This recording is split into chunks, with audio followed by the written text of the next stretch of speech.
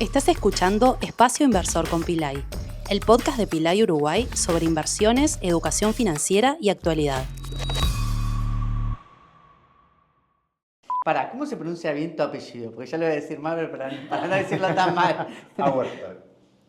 Auersperg. Auersperg. Separando Auersperg. Ok. Bueno, buenos días a todos. Bueno, Fernando, fue un placer que nos acompañes hoy. Quiero que cuentes quién es Fernando Auersperg. Perfecto, a la primera.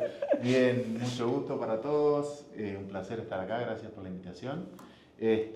Bueno, mi nombre es Fernando Auersperg. Soy el actual gerente general de Mercedes-Benz en Uruguay, con la distribución de Inchcape, que es una compañía multinacional británica que tiene 180 años de antigüedad y cotiza en la Bolsa de Londres, que adquirió la distribución de Mercedes-Benz en Uruguay y en 8 países más en América Latina y el año pasado también en Islandia. Vengo con una larga trayectoria, más de lo que me gustaría admitir, desde el siglo pasado en el mercado de autos, y hacía grandísimos rasgos eso. ¿Y cómo surgió esa pasión por los autos? ¿Fue siempre de chiquito? En realidad me viene de manera más indirecta. Mi primer trabajo, un poco por casualidad, fue en el anterior distribuidor de Mercedes-Benz, que era Ambroise y compañía, en el año 99, lo que antes eran los avisos clasificados del diario El País, el Gallito Luis, que era como una institución los domingos leerlo, y publicaron un aviso buscando una persona para ventas, para administración de ventas, y me postulé y quedé después de un proceso de selección. Y resultó que mi papá había comprado en Uruguay se dio un caso muy particular que Mercedes tuvo la primer planta de ensamblaje CKD de autos para taxi en América Latina, en el año 90 por ahí. Había una larga tradición de taxímetros Mercedes-Benz en Uruguay, desde los taxis del aeropuerto a muchos taxis de la ciudad. Y entonces yo aprendí a manejar en un Mercedes de carrocería 123, celeste, que había sido comprado en Ambroise y compañía y ensamblado en la planta de ensamblaje. Y entonces por ahí viene mi vinculación con el sector de manera un poco casual, digamos. Y ahí uno se pregunta cómo se vende un auto y principalmente cómo se vende un Mercedes-Benz. Sí, correcto. Bueno, lo primero es que es una marca que no precisa presentación. De hecho, es la marca que inventó el automóvil, ¿sí? Carl Benz en el año 1886 patentó su invento, que en un mundo que se movía a caballo y a tracción a sangre, y donde no había caminos para autos, no había garajes, no había estaciones de servicio. Carl Benz y su esposa Berta, porque ahora les voy a hacer un relato de qué pasaba. Carl Benz era un gran inventor, pero su invento quedó en un garage patentado, y Berta deseaba con todo deseaba y necesitaba que su producto fuera exitoso, y entonces ella saca a pasear en una visita a su hermana el auto en 1886, y es el primer viaje en la historia de un auto. Y por ejemplo, necesita combustible, tiene que parar a una farmacia a comprar un alcohol no sé cuánto que le servía de combustible. Y entonces vuelvo a, no tanto a las raíces. Mercedes es una marca que no precisa presentación. Y el claim de la marca es hacer lo mejor o nada. Y eso es lo que ha inspirado y ha sostenido a la marca a lo largo de más de 140 años. Entonces, historia, tradición, calidad, y han pasado miles de cosas en estos 140 años. De hecho, están pasando ahora muchas cosas de cambios tecnológicos, de autos autónomos, eléctricos, y Mercedes-Benz sigue siendo una referencia por seguir siendo fiel a su claim de hacerlo mejor o no. ¿Vos crees que un Mercedes-Benz se puede vender 100% online? Es una buena pregunta. El cliente de Mercedes-Benz en general sabe lo que quiere. Seguro que exploró muchísimo online. pero también es una persona que disfruta y valora del contacto y de la experiencia que le ofrece una concesionaria Mercedes-Benz presencial. Puede ser yendo a la casa del cliente o el cliente viniendo a la concesionaria, pero hay algo de pasión y de no solo transaccional en comprar un auto, ¿no? El auto es una de las decisiones, además de el inmueble, sí. La vivienda propia, es una de las decisiones más importantes en la vida de la gente y más trascendentes. Y si bien hay muchos factores racionales para la toma de decisión de la compra de un auto, en el fondo hay un fuerte factor emocional y eso es difícil transmitirlo online. Te vas a informar, vas a leer blogs, vas a leer webs, vas a leer un montón, vas a configurarlo, vas a cambiarle el color, pero al final vas a querer una charla que reafirme si tu decisión es la correcta o no. Sí, correcto, sí. ¿Qué opinas de la frase que Mercedes-Benz nunca es viejo, o sea, pasa de nuevo a clásico? Bueno, la verdad que me haces pensar con esa pregunta, en el buen sentido. Yo tengo una comparación con la relojería. Hoy un reloj de estos smart te dan la hora y te dan mucho más que la hora, ¿no? Te organizan la vida, te cuentan las pulsaciones, cómo dormiste, te conectan a internet. Sin embargo, para los amantes de los relojes de alta relojería, un reloj mecánico es otra cosa completamente distinta y se compran por razones distintas. El automóvil tiene que tener un poco de las dos cosas. Y Mercedes-Benz seguro que tiene muchísimas innovaciones tecnológicas, pero quizás no sea el atributo más valorado por el tipo de cliente que elige Mercedes-Benz por ser Mercedes-Benz. Es como decir, quizá un smartwatch marca A o B sea extraordinario en prestaciones, sin embargo, en ciertas ocasiones quiero usar un reloj suizo de tal marca o no sé qué, porque lo que yo quiero en ese momento no es saber la hora o es otra cosa. Y es un disfrute muy particular el sentir el sonido de los engranajes de un reloj versus, tener que enchufar la batería de un smartwatch. ¿No? Básicamente sí, esa analogía... Mira, es que está buena.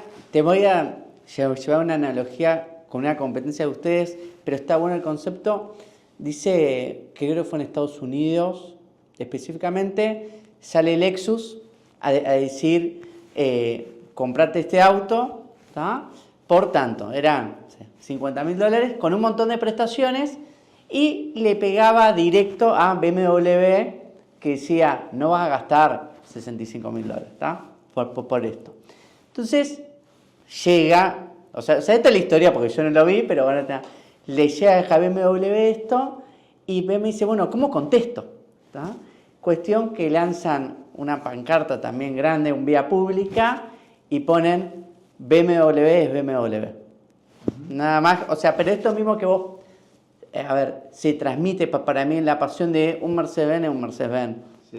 Después el resto son cosas más discutibles, ¿tá? Pero en el fondo, que también pasa, y a mí, que está bueno esto también llevarlo, me ha pasado muchas veces que me gustan los autos, me gusta también el auto importado, y mi mujer siempre me cuestionaba y decía, entro a tu auto y lo veo con mucho menos tecnología que el de al lado, que vale menos.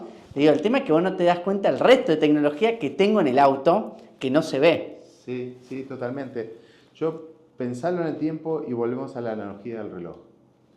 Un smartwatch que hoy es la última versión, el 14.0 o el 17.0 de la marca de la manzanita o lo que sea, dentro de 2 años es totalmente obsoleto y ya la batería no dura ni un día, la memoria está llena. Y un reloj de alta gama suizo en 100 años sigue dando la hora a la perfección y sigue siendo un objeto de colección y de valor. Rescatan mucho el valor. Ustedes, Fernando, tienen un desafío porque, a ver, con el valor de los autos, obviamente compiten indirectamente con nosotros en la parte de inmuebles y la persona tiene, a ver, esa sensación de decir, bueno, ok, me compro un auto o me compro un inmueble más, ¿está? Porque es como una competencia. ¿Cómo los logran ustedes manejarse en un mercado donde hay otros bienes sustitutos indirectos, que cumplen otras funcionalidades, pero en definitiva el capital es limitado? Sí, total. Mira, eso se ve más claro, incluso mucho más marcado en mercados donde las compras son financiadas, ¿sí? Entonces un auto no es un auto de 100.000, 50.000 o lo que sea, es un auto de $700 por mes, o $1.000 por mes, o $1.500 por mes. Y entonces ahí la decisión es, ¿qué hago? ¿Me mudo a un apartamento más grande y aumento la cuota de la hipoteca o del negocio? ¿O me compro el auto, cambio el auto? Y, y la verdad es que en realidad la competencia de consumo, inmuebles, automóviles, te diría que viajes es un rubro que talla en ese nivel e incluso es más experiencial, Sí. porque en viajes, sobre todo viajes familiares, se puede llegar a gastar montos bastante importantes que pueden estar a nivel de algún automóvil o de algún inmueble. Entonces, competimos con mucho consumo, tecnología, esparcimiento, viajes. La verdad es que son bastante comparables. Sí, sí. En general es un combo, ¿no? Incluso son combos que por momentos pueden estar atados. Donde hay, por ejemplo, alianzas que pueden hacer. La torre Mercedes-Benz en Miami, por ejemplo, es una asociación de branding, pero también de estilo de vida. No sé, por darte un ejemplo donde se empiezan a cruzar cosas Está varias. perfecto. Y ahí, Fernando, vos tuviste la experiencia de trabajar en una empresa locales y después está ahora con una empresa internacional. ¿Qué diferencia encontrás? Sí, bastantes. Hay un reel bastante gracioso de niño corpo versus niño pyme, Sí. que me hace reír mucho. Y la verdad que las pega todas al ángulo porque desde, no sé, cómo pedir un aumento, a cómo pedir un toner para la impresora, a subir un ticket para que me arreglen la computadora, a, no sé, procesos más estandarizados, a reglamentaciones de compliance y control interno más estricto, a decisiones mucho más ejecutivas. De repente en una empresa familiar donde charla mano a mano con el dueño, resolvés un negocio o una situación problemática en 2 minutos, versus una corporación donde tenés que tener todo más cuadriculado, tabulado, alineado a políticas, alineado a cumplimiento, bastante diferente. Sí. Ahí, ¿cómo haces vos para poder competir con el tema de las configuraciones de un auto en relación a la competencia? Porque por ahí uno mira, no sé, una entrada de gama de Mercedes, un clase A o un GLA, y te encontrás con un valor y por el otro lado vas a algún auto, no sé, un BYD, como para poner un ejemplo, y tiene por ahí un montón de tecnología que en base como que compiten, pero no transmiten es que lo mismo. ¿Cómo juegan ustedes en un mercado así? Sí, bueno, se ha puesto complejo porque estamos hablando de equipamiento de confort, estamos hablando de equipamiento de seguridad, también estamos hablando de tecnologías de movilidad. No es lo mismo un auto de combustión con un auto híbrido enchufable, con un auto puro eléctrico. Y te diría que hoy, además, esas diferencias están muy acentuadas por cuáles tienen beneficios impositivos y cuáles no. El auto en Uruguay es un bien suntuoso, Sí. que se grava con más del 100% de su valor por la impositiva. Entonces, en los casos en que hay subsidios del gobierno para favorecer ciertas tecnologías como los coches eléctricos, el impacto de $100 puesto en un auto en el costo en un auto a combustión termina siendo más de 200, o si son 10.000, más de 20.000, y en un auto eléctrico no entonces, por más que los autos eléctricos son mucho más caros de origen, al no tener el recargo impositivo no duplican. Entonces, te permite equipar autos eléctricos con mucho más nivel de tecnología, que además es más natural de un desarrollo de un auto eléctrico ya nacer con mucho más tecnología. Son celulares con ruedas o un electrodoméstico. Y te vuelvo a atar esto de antes del concepto del smartwatch y el reloj. El smartwatch te cuenta los pasos, las calorías, y sin embargo te da una cierta utilidad y una cierta satisfacción. Si buscas algo bien utilitario, perfecto, un auto eléctrico, y si te cumple el rango de autonomía que te sirve, también tenemos autos eléctricos, para un determinado uso y para una lógica racional de uso, buenísimo. Si a eso le sumás una dimensión de pasión, gusto, o algún otro atributo incluso casi intangible, cualquiera de las dos opciones pueden ser válidas. Y al final también está en la vida útil del vehículo. Pensemos que estos autos eléctricos en 7, 8, 10, 12 años, esa batería va a cumplir su vida útil y va a ser un tema complejo de manejar. Si bien se está armando todo un esquema para manejo de segunda vida de las baterías, hoy es un tema. Entonces, ¿qué valor de reventa va a tener un auto eléctrico en 10 años versus qué valor de reventa tiene un auto tradicional? Es una pregunta que todavía está pendiente de responderse, y todas las respuestas son válidas. Las marcas han tomado opciones de todo tipo. No, y creo que hay un punto que yo tomo como criterio en base por ahí a las películas y a lo que ves en la calle. Mercedes-Benz tiene un plus de durabilidad. O sea, uno cuando mira autos clásicos, generalmente va a encontrar Mercedes de prácticamente toda la época, más allá que inventó, encontrar en buen estado, donde refleja pasión, pero también la calidad con que estuvo construido el auto. Sí, con algunos amigos de la industria siempre repetíamos un dicho de la legendaria solidez constructiva de Mercedes.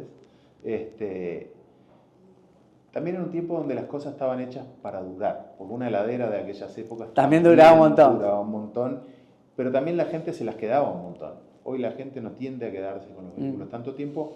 Sin embargo, te diría que es mucho más probable que un Mercedes sea un futuro clásico a que un auto eléctrico de origen asiático. Te diría que es más parecido a un electrodoméstico, que dentro de unos años ya está obsoleto y el problema va a ser la disposición final.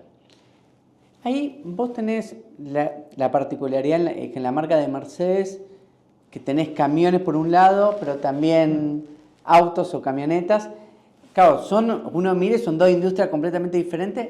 ¿Me puedes contar un poco de que las diferencias las mismas? Sí, mira, cuando presentamos al grupo Inchcape que compró la empresa, les contamos que podés nacer en una ambulancia Mercedes-Benz y morir en un coche fúnebre. Y a lo largo del ciclo de vida te podés tomar un bus, que es Mercedes-Benz, podés ir en un minibús a la escuela, tus alimentos los trae el camión del mercado modelo, te lo trae el transporte de valores. Entonces, como marca que inventó el transporte, hace 140 años se inventó el automóvil. Justo este año estamos festejando los 140 años de la invención del automóvil, y 10 años después, hace 130 años, se inventó el primer camión, que también lo inventó Mercedes-Benz. Y entonces ahí se abren tres. Al final solo somos solucionadores de transporte de pasajeros o transporte de carga. Nos mueve la misma pasión, hacerlo mejor o no hacer nada, enfocado a esas distintas necesidades. Claramente distinta la necesidad, en sentido muy amplio, ¿no? De un comprador de un auto de alta gama, o de un auto deportivo, o de un auto de lujo, de una persona que hace transporte de carga pesada y mueve toneladas para la exportación. Casi toda la exportación sale en contenedores por el puerto, cargada en camiones Mercedes-Benz. la mayoría de la gente se mueve en Mercedes-Benz en los buses de la flota de transporte urbano y capaz que ni siquiera es consciente. Y de nuevo, si tenés un problema médico y querés que una ambulancia llegue de manera confiable, ojalá sea Mercedes-Benz y no sea otra que esté rota en un taller. Vos tenés un problema que tienen muchos de la industria, que vendés un producto que fabrica otro y tenés el desafío de fijar un precio. Hay un poco, ¿qué se basan ustedes como para poder fijar el precio? Más allá del valor afuera y de los impuestos. Sí, mira, yo creo que como todo sistema de fijación de precios tenés 3 elementos a tomar en cuenta. La competencia, ¿sí? El concepto de valor y costo, ¿sí? Y en lo que llamamos en el automóvil el costo operativo total, que es cuánto vale cuando es nuevo, cuánto vale como reventa de usado para el final de la vida útil. Entonces puede ser muy caro cuando nuevo, pero si tiene un muy buen valor de reventa, entonces lo que perdés en el delta no es tanto como quizá en otro que es menos caro de nuevo, pero que después en el mercado de segunda mano no vale tanto. ¿Y en eso en qué incide? El respaldo de servicio de postventa y la calidad constructiva, ¿sí? Y tener buen respaldo de servicio postventa, hace muchos años, Mercedes está presente en Uruguay desde el año 1950, de manera ininterrumpida, y la verdad que de los mayores y mejores atributos de Mercedes es el valor de reventa. Entonces al final nuestros clientes son muy fieles porque si bien invierten mucho al inicio, después cambiarse de Mercedes en Mercedes no le resulta tanto en el cambio y los costos de mantenimiento son de los mejores del segmento e incluso te diría que de varias marcas generalistas, porque prácticamente no rompen y porque los mantenimientos son muy razonables.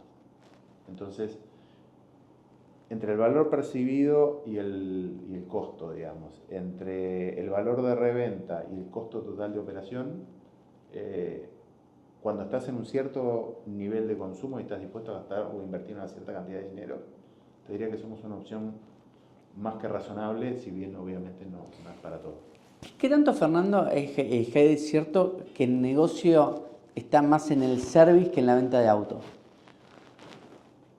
Te diría que depende de la escala del mercado y del negocio. En mercados grandes donde haces más volumen, te diría que probablemente sea cierto y de hecho se aspira como una regla de la industria a que el negocio de la postventa, servicios más repuestos, cubra los costos fijos de la operación y que la venta de autos sea lo que te da la utilidad marginal positiva, digamos, ¿no? Sin embargo, en mercados pequeños donde tenemos la misma oferta de variedad de autos, camiones y buses y vans, que en cualquier otro, casi que en cualquier otro mercado, para una cantidad de ventas mucho menor, hace que vos tengas una diversidad de piezas, elementos de diagnóstico, herramientas, software, un montón de cosas que tiene un costo fijo muy importante que suma muchos millones de dólares para sostener esto que te decía del respaldo de postventa y del valor de reventa de una marca. Entonces, así como me decías que algunas marcas nuevas de repente, porque hoy ya no sé ni los nombres de las marcas nuevas, tal cual. Y me resulta difícil saber si es un nombre de marca o de modelo o qué, que vienen y son muy atractivos y que tienen prestaciones y pantallas y colores y chirimbolos, por decirlo de alguna manera. Y bueno, y hoy están y mañana no sé. Tampoco es en general no hablamos de la competencia, capaz que me extralimité un poco. Lo que sí digo es Mercedes hace 140 años que está, fiel a su claim, lo mejor o nada. Y bueno, es esperable por lo menos y nuestro trabajo es que pasen 140 años más y la gente nos siga valorando de la misma manera. Vos tenés también otra particularidad de vender, es que Mercedes-Benz, que otro de los dilemas que tiene alguien que quiere poner un negocio, es decir, ok, pongo algo más exclusivo, ¿tá? O algo más masivo, intento de generar una venta en escala con margen más chico. Contar un poco tu experiencia en eso, porque obviamente, a ver, que vos me digas, con Mercedes-Benz aspirar a vender, no sé, 10.000 autos en Uruguay, en un año es casi imposible. Entonces, ¿cómo ves vos ese dilema y qué ventajas o contras crees que existen? Sí, es importante tener clara la diferencia. Y es difícil encontrar el punto justo de equilibrio en un mercado en el que además juegan unas cuantas variables diferentes. ¿Sí? Te diría que Uruguay es un mercado relativamente chico, con un nicho de automóviles. Si bien ahora estamos en años récord de venta, te diría que menos del 2% de la población accede a un auto 0 kilómetros. ¿Sí? Entonces, y eso es el mercado total de todo tipo de vehículos. Nosotros, la alta gama, digamos, o los buses, toda la gama de Mercedes, representa el 0,7 o el 1% del 2% de la población, con lo cual somos súper nicho. Eso es casi como una característica estructural. Entonces, tenemos que encontrar una ecuación de precios que permita mantener esa estructura con estándares muy altos. Tanto el grupo Inch, que tiene estándares de una multinacional europea que cotiza en la Bolsa de Londres, como Mercedes-Benz, que es una marca de lujo, la marca más valiosa del mundo en automotriz.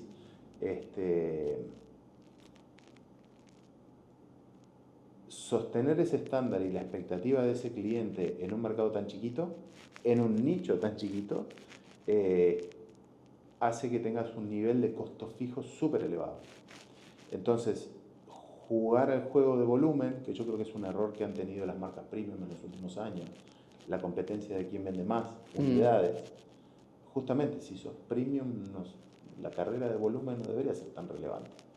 Te diría que debería ser mucho más importante el índice de satisfacción de los clientes, quizá, ¿no? Y el loyalty, el que sigan fieles a tu marca, que si vendes un auto más o menos. Entonces, yo no soy quien para decir que si es un error de la industria o no, jugar una carrera de ver si tu rival directo, los premium alemanes o los premium italianos, o venden más o menos autos, y eso es un sinónimo de éxito en este segmento. La verdad que eso se evalúa mucho en las cotizaciones de bolsa, pero también voy a poner un ejemplo que es de la industria, pero que es como el ejemplo más paradigmático. Ferrari fabrica mucho menos autos para los que tiene demanda, y eso es lo que hace que puedan tener el margen de contribución unitario más alto de toda la industria por afano. Tal cual. Entonces, te diría que los italianos son grandes especialistas en hacerlo esto, pero también tuve una experiencia de algunos años con Maserati donde esa ecuación depende mucho del posicionamiento y del sostén de una marca que además es mucho más de nicho que Mercedes incluso. Sí. Entonces, nada, y la expectativa de ese cliente es que venga un ingeniero de la fábrica a arreglarle su auto, su casa. Entonces, en distintos niveles cada uno busca el óptimo, y te diría que el desvelo es poder asegurar, seguir manteniendo el estándar de la marca como la marca número 1 del mundo, desde que inventó el automóvil hasta ahora, la más valiosa como marca, la marca más valiosa del mundo, y ese valor te lo da el mercado y te lo da el cliente que te elige y te vuelve a elegir y te vuelve a elegir. ¿Qué particularidades tiene el consumidor uruguayo? Que probablemente también a la marca, a la empresa internacional, cuando se empezó a familiarizar con Uruguay, se debe haber encontrado con realidades diferentes del resto del mundo, Sí, donde están. Total. Dos cosas, así como grandes. Uno, está cambiando mucho, y creo que para bien. El público uruguayo era sumamente conservador. Me acuerdo de un colega argentino que trabajaba para nuestro archirrival de las marcas premium alemanas, que vino como gerente comercial de BMW, y me dijo, no entiendo a los uruguayos. En Argentina vienen y me dicen, mira, este año no puedo cambiar el auto, pero pintámelo de otro color para que la gente piense que yo cambié el auto. Y en Uruguay vienen y me dicen, voy a cambiar el auto, pero que sea del mismo color y con el mismo número de matrícula para que la gente piense que no cambié el auto. Y entonces me resultó tan revelador eso, que me pareció increíble. Por otro lado, me parece que los hábitos de consumo del consumidor uruguayo se está ayornando mucho al mundo.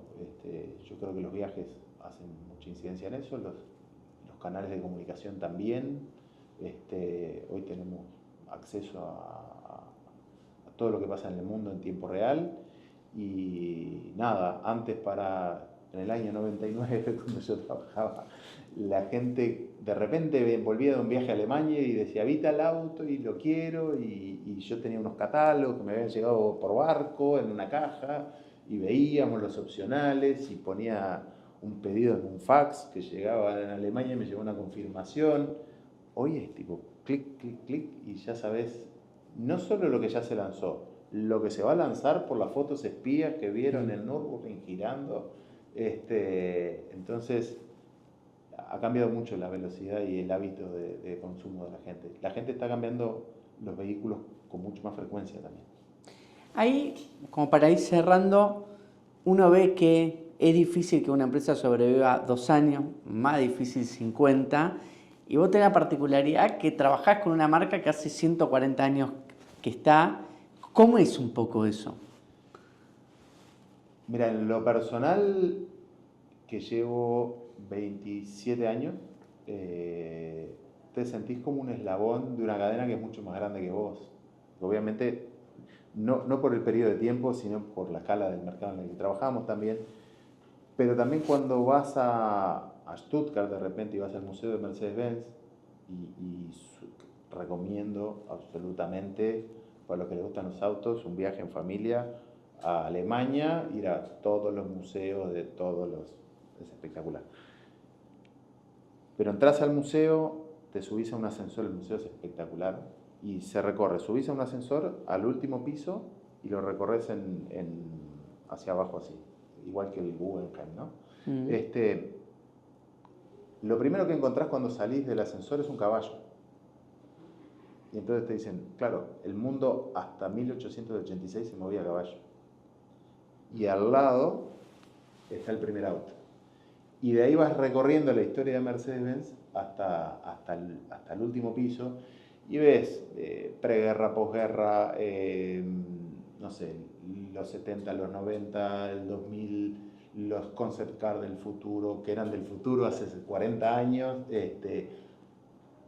todos los hitos y los iconos que marcaron la historia del automóvil, el ABS, el airbag, el cinturón, el frenado autónomo, no sé, es impresionante. Y además trabajamos por una empresa que hace 180 años que opera en la bolsa, en el comercio internacional, que ha pasado por todas las industrias y por todo el mundo. Estábamos en 40 países, con más de 40 marcas representadas, porque acá somos Mercedes-Benz, pero en otros países somos el distribuidor, que no fabricante, digamos, el distribuidor de autos más grande del mundo. Ahí, Fernando, uno se cansa de decir en lo inmobiliario que lo más importante es ubicación, ubicación, ubicación. Y ustedes ahora están haciendo un cambio de lugar, entonces es que por mudar. Me gustaría que también cuentes por qué crees que es importante que la ubicación esté en lo de ustedes. Sí, totalmente. Mira, nosotros estamos en una ubicación en la Rambla Portuaria, hacia los accesos del oeste de Montevideo, que fue decidida hace unos 20 años, cuando la ciudad tenía una cierta dinámica y se veían ciertas tendencias al futuro. De hecho, esa zona, con un proyecto de la ciudad que buscaba revitalizar la zona de la vieja estación de trenes, la querían transformar en lo que en Argentina es Puerto Madero, ¿no? Entonces, se tomó una decisión estratégica y después la ciudad creció para otro lado. Cuando vos mirás, y seguro que vos lo mirás mucho, el valor del metro cuadrado de las propiedades en Montevideo y lo mapeás, y al mismo tiempo dibujás ese mapa y ves dónde están la mayoría de nuestros clientes, ves claramente que estamos del lado opuesto de la ciudad hacia donde se están moviendo, ¿no? Entonces, la ciudad crece para el este y la circulación, la infraestructura, los hábitos de nuestros clientes, quizás hasta la vivienda y su circulación natural para ir a trabajar o para su dinámica familiar, o hasta para el veraneo, está más para ese lado. Y además es una zona de la ciudad donde es más adecuada para ese tipo de infraestructura, porque el sector automotriz genera un impacto en la movilidad, y entonces nosotros recibimos muchos buses, muchos camiones, muchas ambulancias, muchos autos para hacer servicio, y en la ciudad de Montevideo no quedan tantos espacios para hacer ese tipo de operación. Además es una actividad casi industrial, donde vos tenés un montón de temas de ruidos, tenés un montón de temas de tratamiento de post-tratamiento de líquidos, de fluidos, de baterías, neumáticos, etcétera, etcétera. Y entonces esa zona de Montevideo, de hecho si lo ves, quizá Caruán sea el fenómeno más significativo de los últimos años, que te diría que ha terminado de cambiar además los hábitos de consumo, pues las personas van los fines de semana, tenés un montón de cosas para hacer, y desde el aeropuerto hasta Caruán ya hoy hay por lo menos 10 proyectos de este tipo y probablemente se transformen en la nueva arteria de automotriz de la ciudad.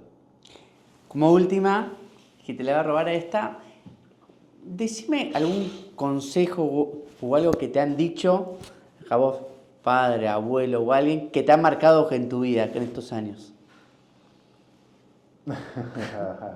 Mira, el consejo que justamente no me lo dijeron como un consejo,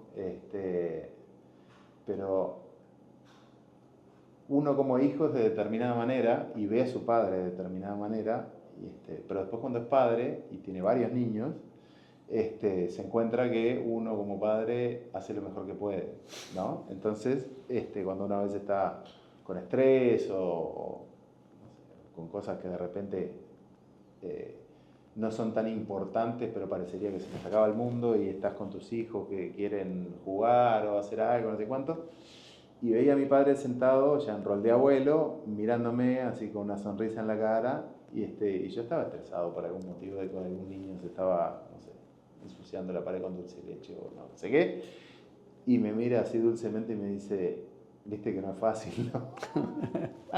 y entonces eso te cierra un círculo, ¿no? Dejás de ser un niño que mira a su padre como de determinada manera y no sé, me imagino que después cerraré un círculo siendo abuelo y pudiendo decirle a mi hijo, viste que no es fácil. Para lo que sirva, eso lo tomé como una enseñanza de vida. Buena enseñanza. Bueno, es que muchas gracias, Fernando. Bueno, gracias al oyente. La verdad que fue un placer aprender un poco más de Mercedes-Benz. Y bueno, gracias a vos. Un placer. Muchísimas gracias, Javier. Éxitos. Este episodio fue auspiciado por Nespresso. Disfruta de momentos únicos con el mundo Nespresso y toda la variedad de sus cafés.